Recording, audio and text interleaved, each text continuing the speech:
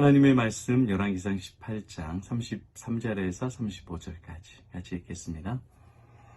또 나무를 버리고 송아지의 각을 떠서 나무 위에 놓고 이르되 통 넷에 물을 채워다가 번제물과 나무 위에 부으라 하고 또 이르되 다시 그리하라 하여 다시 그리하니 또 이르되 세 번째로 그리하라 하여 세 번째로 그리하니 물의 제단으로 두루 흐르고 도랑에도 물이 가득 찼더라. 아멘. 할렐루야. 예수님께서 우리의 죄를 용서해 주셨습니다. 예수님께서 우리에게 성령을 부어주셨습니다. 저와 여러분은 성령 충만한 하나님께서 가장 사랑하는 사람입니다. 아멘. 지금 엘리야를 통해서 물같이 흐르는 우리의 죄를 불같은 예수님의 은혜로 주님께서 용서해 주시고 주님께서 만나 주시고 주님께서 복 주시는 인생으로 바꿔주셨습니다. 아멘. 여러분, 인생에 있어서 많은 수수께끼와 문제가 있는데 그 중에 하나가 죄의 문제예요. 이 죄는 나의 연약함이잖아요. 하나님 앞에 죄송하고 사람 앞에도 부끄럽고 내 자신이 너무 양심에 괴롭단 말이에요. 그 죄에 대해서 여러분 어떻게 받아들여야 됩니까? 두 가지로 받아들여야 돼요. 첫 번째로는 가슴 아프고 괴로워해야 됩니다. 왜냐? 이 죄 자체가 아니라 나의 이 죄로 인하여서 창조주이시고 구원자이시고 나를 사랑하신 예수께서 죽으셨기 때문에, 예수가 죽은 것은 예수님의 죄가 아니에요. 예수님의 죄가 없으신 분입니다. 하나님이십니다. 의로우신 분이셔요. 선하신 분이십니다. 왜 죽었냐? 내 죄로 죽었어요. 히틀러의 죄, 네로의 죄, 김일성의 죄로 인해서 죽은 것이 아니라 내 죄로 인해서 죽었어요. 나의 죄로 인해서 죽였어요. 그렇다면 반대로 내가 예수를 죽인 겁니다. 나의 죄로 인해서 내가 예수를 죽인 거예요. 내가 예수를 채찍질하고 내가 예수를 못 받고 예수를 조롱하고 내가 예수를 무시한 거예요. 내 죄로 인해서 예수님이 죽으셨습니다. 여러분, 내 죄로 인해서 부모가 고통받고 부모가 고문을 받고 부모가 감옥에 가고 부모가 십자가에 달렸다면 우리는 죄에 대해서 기뻐할 수 있겠습니까? 가슴을 치고 통곡하고 회개하죠. 그러니까 죄에 대한 한 반응은 내 죄로 인해서 전능자가 죽으셨고 나를 사랑하신 예수님이 죽으셨다는 것 때문에 괴로워하고 탄식하는 거예요. 두 번째 죄에 대한 반응은 이 죄는 내가 이길 수 없다는 거예요. 내가 이길 수 없어요. 그 책임은 나에게 있어요. 그러나 그 책임을 예수님께서 대신 져주셨기 때문에 나에 대한 책임을 예수님이 전가시켜 주셔서 모든 죄에 대한 책임이 없어진 겁니다. 할렐루야. 이게 엄청난 은혜예요. 모든 죄의 책임을 예수님이 지셔서 나는 죄에 대해서 자유하게 됐습니다. 나는 죄에 대해서 죄가 쏘는 사망에 대해서 담대하게 네가 쏘는 것이 무엇이냐? 이것을 다 예수께서 해결하셨다. 나는 자유하다. 나는 기뻐하다. 말할 수 있는 자로 바뀌게 됐습니다. 그러니까 죄에 대해서 탄식하지만 또한 한편으로는 죄에 대해서 자유한 자가 크리스천입니다. 두 가지가 같이 가는 거예요. 이게 여러분 굉장히 신학적으로 정교하고 예리한 거예요. 어떤 사람은 너무 죄를 괴로워하고 어떤 사람은 죄에 대해서 아주 하찮게 생각해요. 그렇지 않고 이 균형 잡힌 게 있어야 돼요.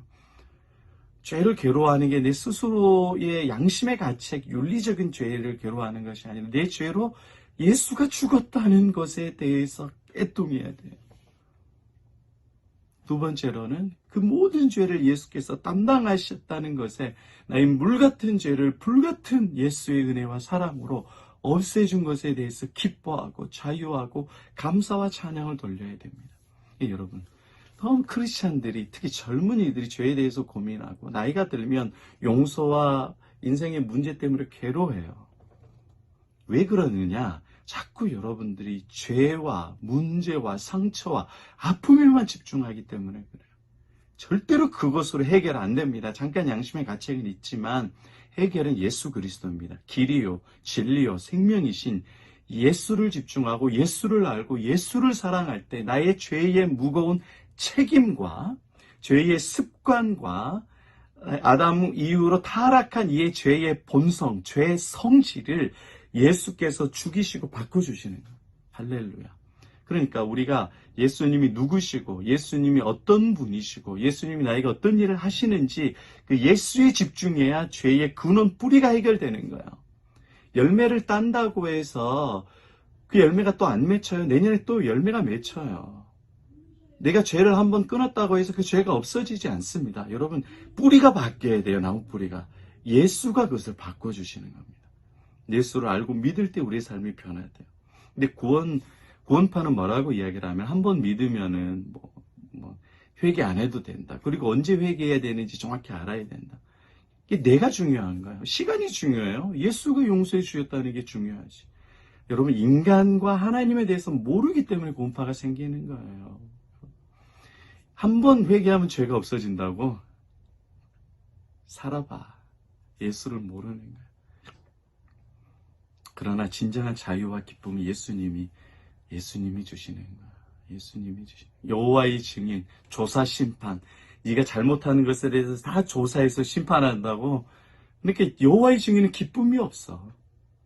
언제 하나님이 조사해서 심판하시니까. 예수가 해결해 주셨는데 복음이 선명하지 않으면 교회를 다니고 신앙생활을 해도 이단에 넘어가고 인생의 문제, 죄의 문제에서 괴로워합니다. 그러나 복음이 선명하면 내 죄에 대해서 가슴 아파하지만 예수께서 모든 걸 해결하신 것에 기뻐하고 감사해요. 지금도 여러분들이 많은 죄의 문제 때문에 괴로워하고 힘들어할 겁니다. 예수를 의지하고 예수의 이름을 부르고 예수께 나아가십시오. 주님께서 죄보다 더 크십니다. 우리의 가득 찬 물보다 더 크신 예수의 은혜의 불이 여러분들을 사랑하시고 여러분을 복주시고 여러분을 자유하게 하시고 행복하게 하시고 인생의 수수께끼에 대한 분명한 해답과 기쁨을 주십니다.